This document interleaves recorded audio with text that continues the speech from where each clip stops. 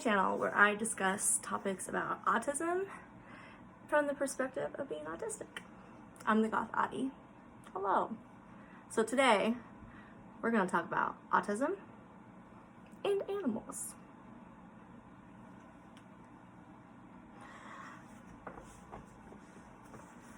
So there is a deep connection with autism and our love and feeling towards animals. There is a deep love for pets and just pretty much all animals in general.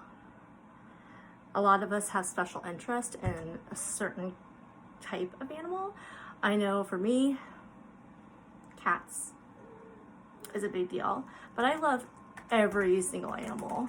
I mean, every single animal. Can you hear the scratching in the background? That would be one of my boys scratching the cat tower. Look at that, right on top of it. And there's a lot of us in the autism community that tends to stick up for the rights of animals more than, say, neurotypical people do. Yes, you be neurotypical and still love your animals and your pets and want to stand up for animal causes, but there seems to be a pretty strong correlation between the neurodiverse people with animals as opposed to neurotypical. So why do we connect so well with animals? Well, they're nonverbal. We don't have to worry about how we talk to them. We don't have to worry about saying the right thing. We don't have to make eye contact. In fact, most animals don't necessarily like you to stare them in the eyes. I mean, it can mean different things for different animals. But for us who are neurodivergent, we tend to not like to do eye contact so well. So having a living thing not rely on that is a big deal. They're not going to judge us at the end of the day. We can be as weird as we want to be and our pets still love us. Then we can get affection from them with no strings attached. There's no hidden meanings, like if we want to hold them, there's nothing to hold over our heads. Animals just love us for who we are, and they don't care if we're weird, and there's no meaning behind it. They just love us. So how can animals help neurodivergent people? Well, they help reduce our loneliness. They can help mental health aspects and any corner of mental health. It's a way to stim. So I learned not too long ago that stimming with animals is 100% a thing. Whether it's feeling the texture of their fur, or like with cats, when they purr, we like the feeling of having that purr against us. It can help with coordination. So if you are able to have a service animal, it can help you get to where you're going and you're going to be safe. It can help you to have a companion, and it can help with strength and fitness. So I know that sounds super weird probably, right? But for instance, my one cat, Commodore, would do yoga with me, and it made me so much happier when he would do it. He would get on the mat with me and lay there when I would lay in corpse position, which is just laying on your back. And it just gave me more of a reason to do it, because like I knew he was going to do it with me. So how do animals personally help me? I mean, I was raised around animals from the moment I came out of the womb. I was surrounded by animals. They help my anxiety and depression personally. But they also were there for me when I didn't have a lot of friends. They also helped me for when I did start to try to make friends with people. They gave me more confidence. When I was younger, my parents used to call me Dr. Dolittle. And if you've ever seen that movie, it's about a man who can talk to animals and they can talk back to him. And they called me that because I would constantly be having conversations with my pets, and I would be playing with them, I'd be interacting with them, and I think that was the main interactions they could really see all the time was me with animals, because they were my friends and they left me. They taught me about how to love other people, right? So when I didn't have friends and I didn't know what to do to get friends or how to keep them, I could talk to my pets and they made me feel good about myself. And when I didn't have anybody else to talk to, they were there. So when I was able to communicate with my pets, it's like running through scripts. And once you get used to talking with your animals, then I was able to communicate to people a little more. And most of all, my pets were always there for when I felt like giving up on life. So I touched on that a while ago. There's been a lot of moments in my life where I didn't think I should keep going. But something that always brought me back when people could not were the idea of my pets. Like, if I were to not be there anymore, who was going to love my pets? And nobody could love them the same as me. And it's not saying that people couldn't love my pets, but it was like my bond with my animals has always been super special, and nobody could really replicate that for me, to be with them. And that in turn was not the only reason that kept me here, but it definitely helped me to realize that I needed to stay. So I wanted to talk a little bit about each of my current pets. I have 2 cats and 1 dog. First I'll talk about Commodore.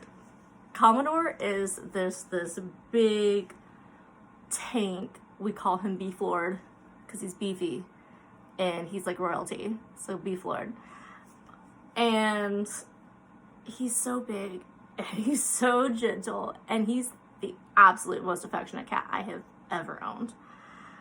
And he is constantly making me laugh. He's always in these really like weird positions, whether he's laying on his back and his back feet are still up in the air because he's just so big, or he's sitting in this absolute ridiculous manner like a person. And for whatever reason, I don't understand it, he is obsessed with Q-tips. I constantly try to throw away Q-tips, and he finds them and he hoards them. And he's not really a vocal cat. He's very much of a chirper. If you know what that is, it's just this tiny little sounds that comes out of cats rather than like a full loud meow. But the only time we really hear him make sounds, other than if he's like fighting, he has a low growl. But if he is like actually meowing, it's when he is upstairs by himself with a Q-tip in his mouth and we will hear him downstairs, and it's the most hilarious thing ever. It's just this deep, really low like, oh, and it cracks us up. And I don't know what it is about Q-tips. He does love toys too, but that boy's got a big affection for Q-tips. Next, I'll talk about my other cat, Milo. He's the absolute smallest cat I've ever had. He's what a lot of us refer to as a forever kitten because he's just that small. He's very loud. He's probably the loudest cat I've ever had, which is also funny with him being the smallest cat I've ever had. I can hear him outside if I go outside. And anytime I'm on the phone, he will be meowing in the background and people will be cracking up because they can hear him. He's just so loud. He's also very feisty and playful. He likes to just completely annoy Commodore to no end because Milo wants to play with him and just like roughhouse, and Commodore's just like this big guy like, oh no, stop touching me. But Milo gets so full of energy and he gets so hyper and he cracks me up. He will find some random piece of thing on the floor and he will just get super zoomy and excited with it. Toys, not so much. It's really weird. He'd rather play with trash. I don't know what it is about my cats liking, household items and trash, but they're weird. But I love them. And then last but not least, we have Athena. That's my dog.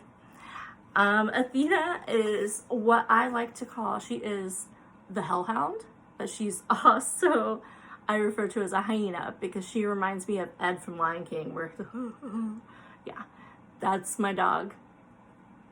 She is both, at the same time, the best dog, but also the absolute worst nightmare dog. She's very much like, she'll do a 180, like literally she'll be doing super good and then she just completely does something to make you absolutely furious. She's very anxious, which, you know, I think she might have gotten that a little bit from her mother. She is very attached to us, more so my boyfriend, which, let me tell you, like, it's cute, but also I'm like really annoyed because it's like, I saved you. Why do you love him more than me? What's that about? But it's actually really sweet. She just absolutely adores him. She actually helped me through an extremely dark time. I got her after I left an abusive relationship that I was in for about 12 years.